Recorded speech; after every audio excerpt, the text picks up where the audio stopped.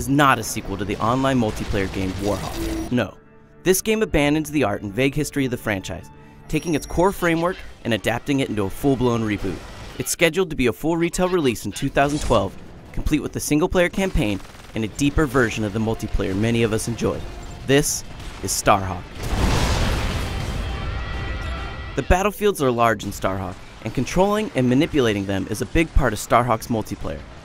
To this end, all the players can build structures with credits they earn, either by hanging out in their base or by killing the enemy.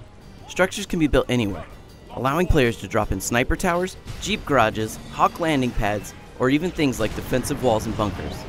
It's awesome watching them rain from the sky, and even better when they manage to fall onto an enemy and smash them to bits. Also new, Starhawk's flying vehicles can switch between a ground and an air form. They work pretty much like a transformer, where you're actively switching between stomping around on the ground to flying through the air, launching missiles and doing strafing runs. It's super satisfying and led to some awesome moments.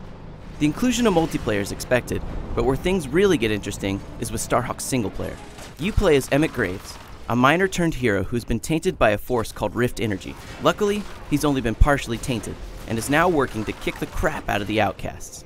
Don't expect a radically different shift from single player to multiplayer gameplay though.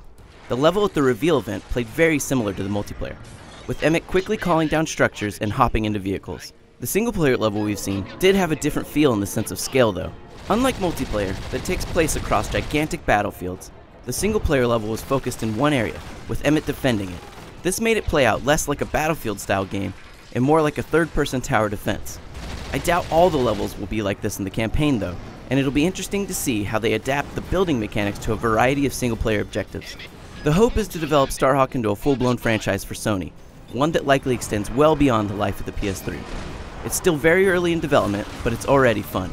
If this new studio can shape the single player into a series of diverse missions and wrap it into a rich, Western-themed narrative, they might have that missing link that kept the previous game's experience from taking off. For more on Starhawk, fly on over to IGN.